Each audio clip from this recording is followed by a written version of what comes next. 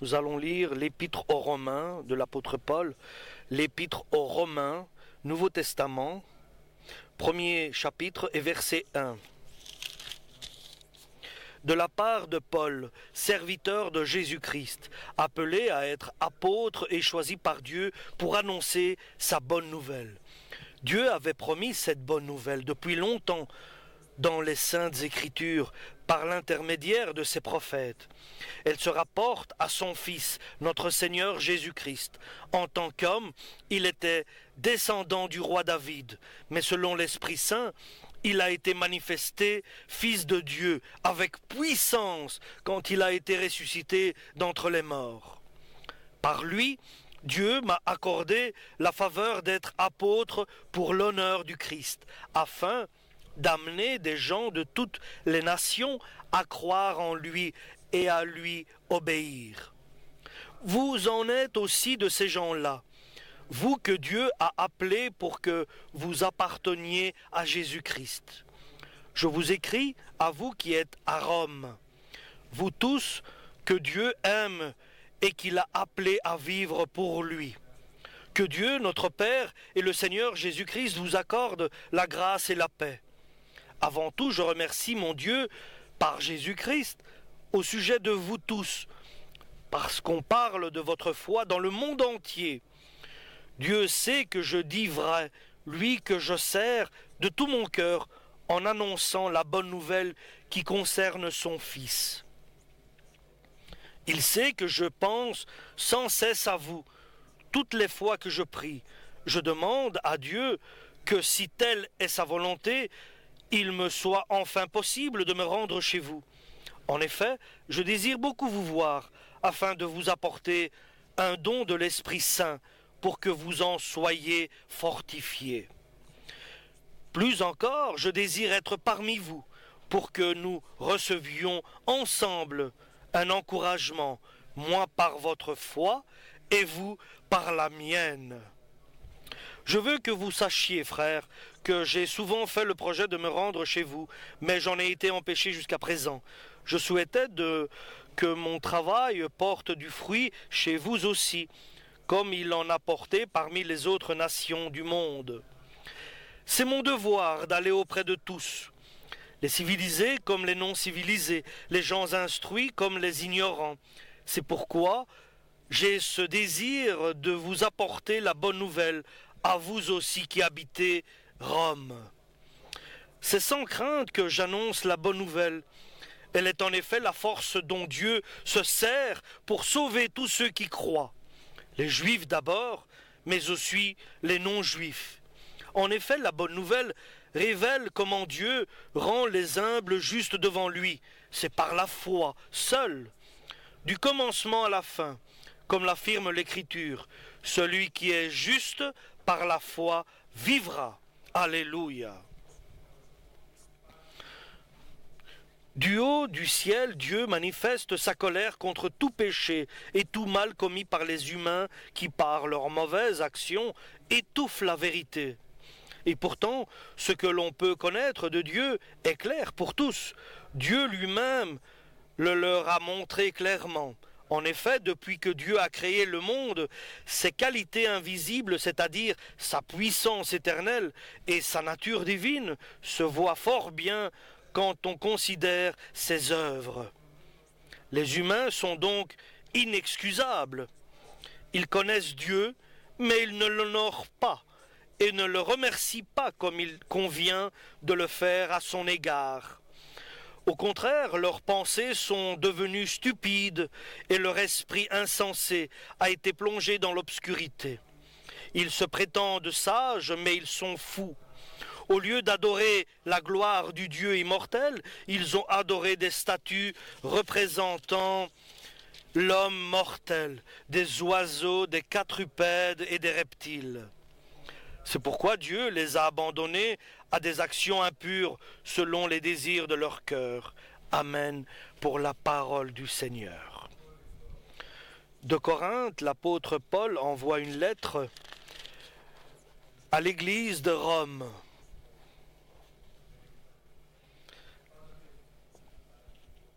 L'apôtre Paul avait le désir, comme il l'écrit plus loin, j'ai pris la décision d'annoncer l'évangile là où la bonne parole n'a pas encore été annoncée. Et ceux qui n'ont pas entendu entendront la bonne nouvelle. Et il explique, j'ai été souvent empêché de venir à Rome et j'avais une grande envie, un grand désir de vous voir.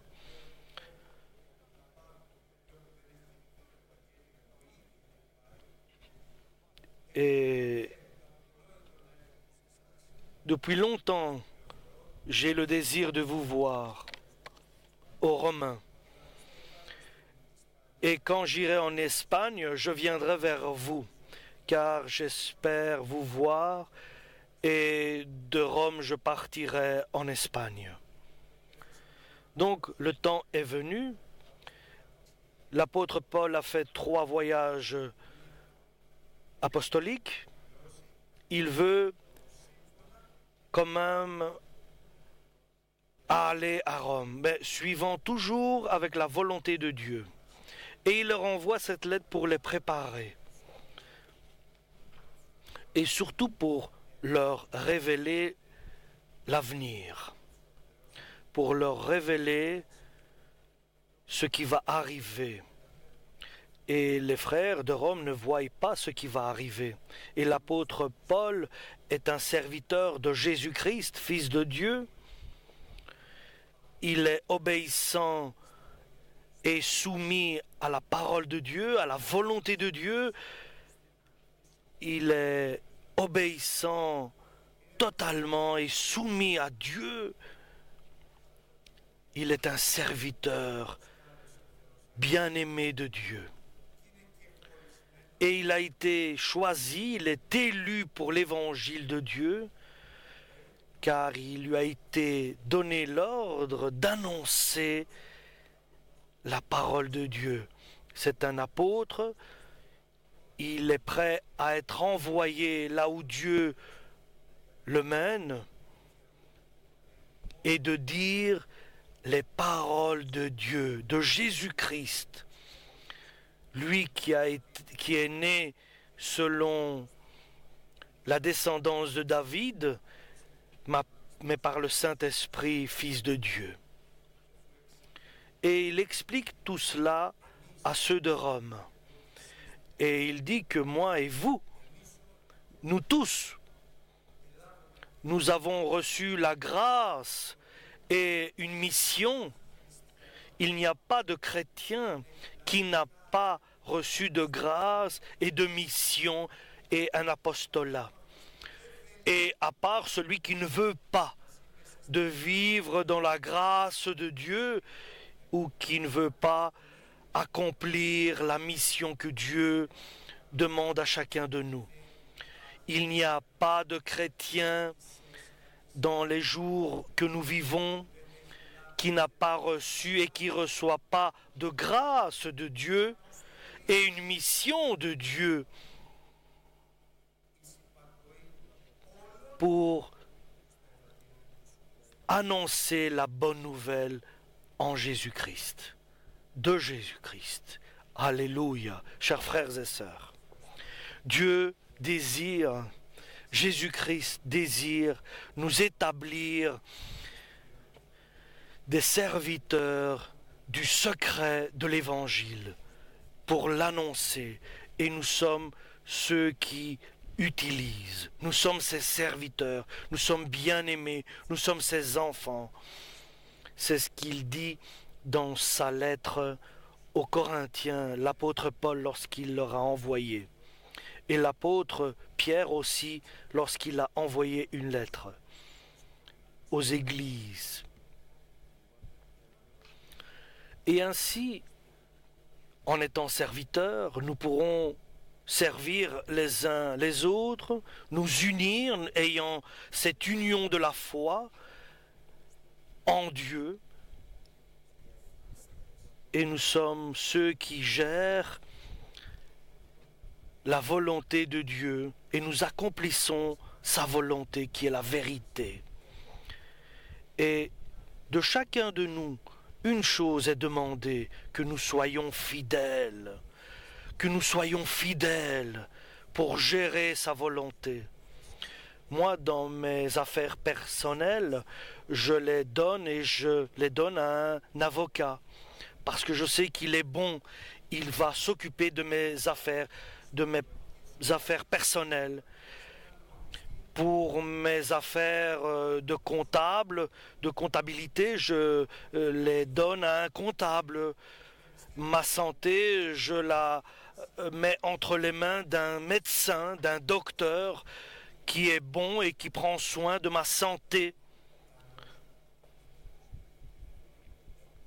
Qu'il soit bon, l'avocat qu'il me trompe ou qu'il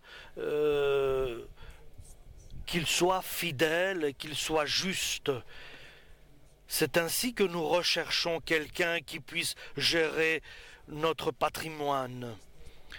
Et ainsi Dieu veut gérer son patrimoine avec quelqu'un en qui il a confiance, comme nous recherchons un avocat de confiance, un médecin de confiance, un comptable de confiance. C'est l'image que nous avons. Nous sommes un serviteur de Dieu. Dieu doit avoir confiance en nous pour nous donner à gérer son œuvre. Alléluia. Et il nous a donné l'ordre d'annoncer la bonne nouvelle de sa venue, la bonne nouvelle de la vie éternelle. Alléluia. Soyons sincères devant Dieu et que Dieu ait confiance en nous. Soyons fidèles à sa parole et à sa volonté. Petits et grands, soyons fidèles à Dieu, grecs et non grecs, sages et non sages, illettrés et éduqués.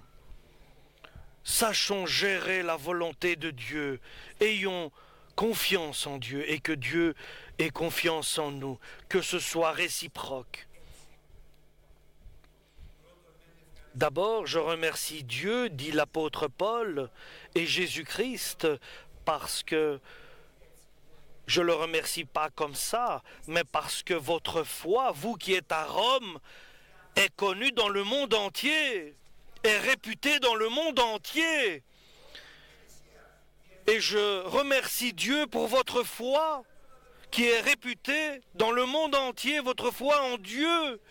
Alléluia, il prie pour ceux de Rome, car leur foi est grande, car il apprend que leur foi existe en Dieu, lequel nous adorons, nous vénérons, comme l'apôtre Paul. Et je voudrais vous voir suivant la volonté de Dieu. J'ai été souvent empêché de venir à Rome, mais Dieu m'ouvrira bien le chemin pour venir vers vous. Le moment viendra. Mais je ne suis pas honteux de l'évangile que j'annonce. Je n'ai pas honte de l'évangile que j'annonce. Et je n'ai pas honte de dire que j'appartiens à Dieu, à Jésus-Christ. Je n'ai pas honte de dire que Jésus-Christ arrive. Je n'ai pas honte de la parole de Dieu. De dire que l'Évangile donne le salut, apporte le salut, que seulement Jésus-Christ est le Seigneur et il va juger les morts et les vivants. Je n'ai pas honte de cela. Pourquoi ? Parce que la première chose qui arrive au chrétien lorsqu'il entre dans la vie chrétienne, il est gêné d'annoncer Jésus-Christ. L'apôtre Paul leur encourage, il les encourage à ne pas avoir honte de parler de Jésus-Christ, de s'ouvrir, de répandre la parole de Dieu. Bien sûr, il n'est pas facile d'annoncer Jésus-Christ et de dire que Jésus nous a sauvés, qu'il nous a donné le salut et qu'il va juger les morts et les vivants et qu'il vient rapidement et qu'il est proche à la porte de chacun de nous. Il faut parler à tous là où le Seigneur t'apporte. Et l'apôtre Paul dit, je n'ai pas honte de l'évangile, car c'est la force de Dieu qui donne le salut à ceux qui ont la foi en Dieu. Car je n'ai pas honte et je voudrais que tous soyez en Dieu et croyez en Dieu. Et par lui, et seulement par lui, est révélée la justice divine. Par notre foi en lui, selon qu'il est écrit que le juste vivra par sa foi en Dieu. Le juste, oui, le juste vivra par sa foi en Dieu, car il a confiance en Dieu. Alléluia! Notre confiance doit être totale à notre Créateur qui nous a aimés éternellement. Alléluia! Et nous savons qu'il y a le salut et il y a aussi la perdition, il y a aussi l'enfer. Et l'apôtre Paul dit, je voudrais que soit sauvée la totalité de tous, que tous soient sauvés et qu'ils viennent à la repentance. Et je me dois envers des Grecs et des non-Grecs, de ceux qui sont illettrés et instruits, pour annoncer l'évangile. Alléluia! Je n'ai pas honte de ce que je fais. Je n'ai pas peur. Je ne crains rien. Donne-nous de la force, Père, au nom de Jésus-Christ, de ne pas avoir honte d'annoncer ta lumière, ta parole, la vie éternelle, ton royaume. Alléluia! Je peux vous dire, il y avait une sœur qui a reçu le salut de Dieu et qui travaillait dans le service public. Et j'ai été étonné que j'ai appris une fois que cette personne n'avait pas annoncé Jésus nulle part. Et ça faisait 20 ans qu'elle était au Seigneur et qu'elle n'avait jamais annoncé nulle part qu'elle faisait partie de Dieu. Alors, c'est le mauvais exemple, bien sûr, chers frères et sœurs. Mais n'ayons pas honte d'annoncer notre Dieu. C'est notre mission à chacun de nous, c'est la vie, c'est la lumière. Alléluia! Et ceux que Dieu t'apporte près de toi, annonce-leur la bonne nouvelle du royaume pour qu'ils puissent aussi recevoir la vie éternelle dans le paradis. Partage le paradis, partage la lumière de Dieu. Nous avons reçu gratuitement, donnons gratuitement. Les paroles de Dieu qui sont un scandale pour les Juifs et une folie pour les Grecs. Mais pourtant, ce sont des paroles qui sauvent. Alléluia! N'aie pas honte. Mais attention, ne sois pas non plus insensé. Sois dans la logique. Et je peux vous dire un événement. J'avais une fois l'évangile entre les mains et j'ai levé l'évangile parmi les gens. Et je le montrais, j'entendais la parole de Dieu qui me disait, l'évangile, tu montres l'évangile ou bien c'est toi-même qui veux te montrer? Nous devons élever Jésus-Christ et pas nous-mêmes nous montrer. Il faut, pour avoir de bons résultats, il faut être dans la sagesse et annoncer Dieu avec sagesse et pas avec de l'insensé. Soyons corrects et décents lorsque nous annonçons la bonne nouvelle. Et il explique, parce que la colère de Dieu se révèle du ciel sur toute injustice des hommes et surtout ceux qui gardent la vérité injustement. La colère de Dieu est sur ceux qui ont la vérité et qui la gardent et qui ne la transmettent pas et qui la gardent en eux et qui ne veulent pas la transmettre, la partager. Ô Seigneur, pardonne, aide-nous à annoncer ta parole, à partager la bonne nouvelle, à partager le salut que tu donnes. Et ce qui a donné à être connu est connu. Ce qui était possible à être fait a été fait par Dieu, car Dieu a révélé toutes choses à chacun de nous. Parce que ce qui est invisible est visible du début de la création, par ce qu'il a fait. Donc ces œuvres révèlent la divinité, la présence de Dieu. Alléluia. Et nous savons que Jérémie était un prophète de l'Ancien Testament. Et lorsque Jésus a demandé qui disent les gens que je suis, qui prétendent les gens que je suis, certains ont dit Jérémie le prophète. Parce que Jérémie avait le courage, il n'avait pas la crainte, il annonçait ce que Dieu lui demandait de dire. Il ne parlait pas en cachette, mais il avait la sagesse de Dieu, il ne parlait pas il ne mettait pas ses paroles à lui devant, mais ce que Dieu lui donnait. Et comment certains disaient que Jésus était Jérémie.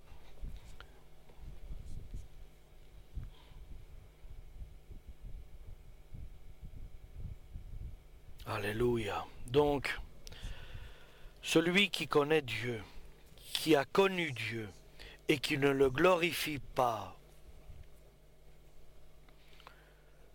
celui qui connaît Dieu et qui ne le glorifie pas comme son créateur et qui ne le remercie pas et qui n'est pas reconnaissant, il s'assombrit. Ils disent qu'ils sont sages car ils connaissent la parole de Dieu, mais ils sont insensés. Parce qu'ils ont connu Dieu, ils n'ont pas glorifié par leur vie, avec leur sainteté, avec leur purification, avec leurs paroles, avec leur comportement, avec leur présentation. Mais il dit, ce n'est pas grave, oh, ne sois pas aussi autoritaire. Ce n'est pas une question d'autoritaire, mais c'est une question d'obéissance. Ne sois pas fanatique, comme certains disent. Ce n'est pas une question de fanatisme, c'est une question de conformisme, d'accomplir et d'être conforme à la parole de Dieu, et non autre chose. C'est l'accomplissement de la parole de Dieu, d'être conforme à la parole de Dieu, à la volonté de Dieu. Alléluia. Remercions le Seigneur, car l'Évangile est révélé, et sa justice aussi est révélée à chaque personne. Et ceux qui ne font pas la volonté de Dieu, ils ont reçu le salut et ils ne veulent pas glorifier Dieu par leur vie et leurs actes, ils s'obscurcissent. Son cœur s'obscurcit. Il dit oui, je connais Dieu, mais aux yeux de Dieu, il est insensé. Et il va arriver à changer la gloire du Dieu vivant à faire des images taillées, à créer de leurs mains des divinités auxquelles ils donnent la vénération. Ils créeront de leurs mains des dieux et ils les vénéreront, ils les adoreront, ils feront des statues, des icônes, etc. Et ils donneront de la divinité à ces objets créés de l'homme, ce qui est interdit. Dieu est esprit, Dieu est vivant, Dieu est dans les cieux, il est partout à la fois. Dieu n'est pas une statue, Dieu n'est pas une icône. Jésus est esprit, il est Dieu éternel. Et nous devons le glorifier en esprit, en vérité. Alléluia. Nous devons glorifier notre Dieu en vérité par notre comportement quotidien. Alléluia. D'abord, Dieu, ceux qui n'ont pas fait la volonté de Dieu, il les a soumis à leurs propres désirs, leurs propres convoitises. Il les a laissés dans leur choix. Et ils ont adoré la création au lieu du Créateur. Et ils ont un cœur obscurci, des réflexions obscures. Dieu les a livrés à leur désir de leur cœur qui n'était pas juste, qui était insensé. Mais quel Dieu es-tu? Tu détruis, tu rabaisses chaque peuple. Quel Dieu es-tu? C'est un Dieu juste. Le juste vivra de sa foi en Dieu. Donc je les livre, ceux qui ne veulent pas suivre la volonté de Dieu, ils feront le mal. Je les livre au mal. Je les livre à leur désir, à leur convoitise de la chair. Et au lieu d'adorer le Créateur, ils ont adoré la création. Et Dieu les a livrés à leurs mauvaises intentions. C'est pour cela qu'il leur a livrés à avoir des passions et des désirs et à des passions injustes, inappropriées. Tous ceux qui ne l'ont pas glorifié et qui ont honte de l'Évangile et qui se cachent et qui ont peur, il leur a livré à des passions, à des mauvaises actions. Il leur a livré à leurs vices, à leurs passions, et même leurs femmes ont changé la nature normale de l'attirance d'un homme et d'une femme, et ils se sont livrés à l'attirance entre eux, et ils vont recevoir leur salaire de leur égarement de Dieu, car ils n'ont pas adoré Dieu le vrai, l'unique, l'éternel, le Père, le Fils et le Saint-Esprit. Et Dieu les a chassés, les a livrés à leur passion, à leur désir mauvais, à leur vice. et il les a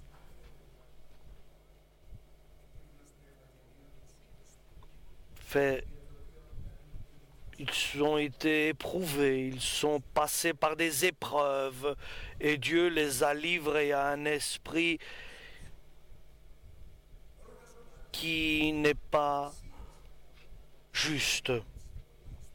Et ils disent n'importe quoi pour couvrir leurs mauvaises actions. Et ils considèrent que leur mauvaise action est justifiée.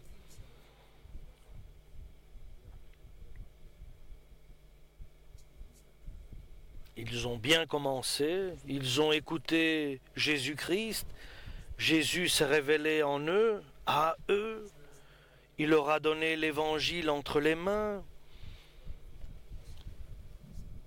et ils se sont égarés. Alors ne prenons pas le mauvais exemple. Et chacun de nous qui a connu Jésus, nous devons glorifier Dieu par notre comportement, par notre foi, et chasser le mal, le mensonge, la colère, la rancune, la vengeance, la prétention et la haine. Nous devons la chasser sans avoir de compassion. Tout cela est à pas accomplir. C'est le mauvais exemple, les mauvais exemples. Alléluia. Parce que la justice de Dieu est révélée par l'Évangile. Ils connaissent la vérité, ils savent que ceux qui accomplissent cela et ces choses-là sont coupables de mort, ils le font. Et cela ne doit pas nous paraître étrange. Cela ne doit pas nous être étrange de cette apostasie, de cet éloignement de Dieu. Ça, c'est l'apostasie, l'éloignement de la vérité, l'éloignement de la justice, l'éloignement de Dieu.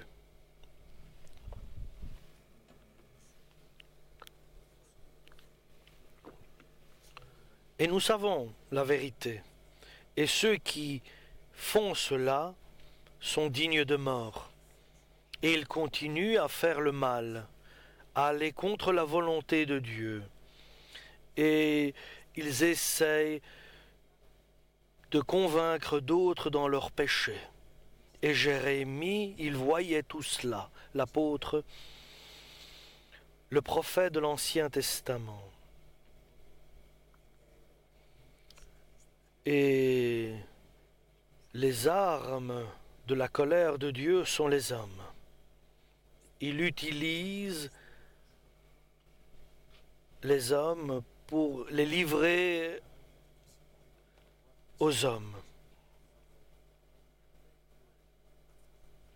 Ça, c'est l'apostasie. L'éloignement de Dieu, Dieu livre ces gens-là entre les mains de personnes mal intentionnées. Et cela doit nous faire peur, dans le sens où nous ne sommes pas très loin de tout cela. Si nous nous éloignons, si un peu nous pensons que tout cela n'est pas très correct, ou cela n'est pas grave, ou ce n'est pas trop important, et si nous sommes honteux de ce que nous sommes comme chrétiens, cela peut nous amener à l'éloignement, à l'apostasie.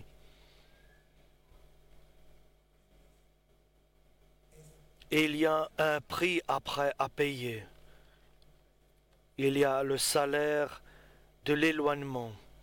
Alors trouvons grâce devant Dieu et une mission de Dieu pour annoncer la bonne nouvelle, l'évangile, le royaume de Dieu. Et ainsi, peut-être en annonçant à ceux qui se sont éloignés de revenir vers Dieu. de revenir de leur éloignement, de leur égarement du droit chemin. Alléluia. Ils essayent de trouver l'agneau qui s'est éloigné, qui s'est égaré. La brebis éloignée, ils essayent de la trouver, de la faire approcher. Alléluia. C'est l'Esprit de Dieu. Ça, c'est l'Esprit du royaume de Dieu. Alléluia. Ça, c'est la justice de Dieu qui se révèle dans l'Évangile. Et nous tous aujourd'hui, chers frères et sœurs, nous avons trouvé grâce aux yeux de Dieu. Nous avons une mission. Alléluia.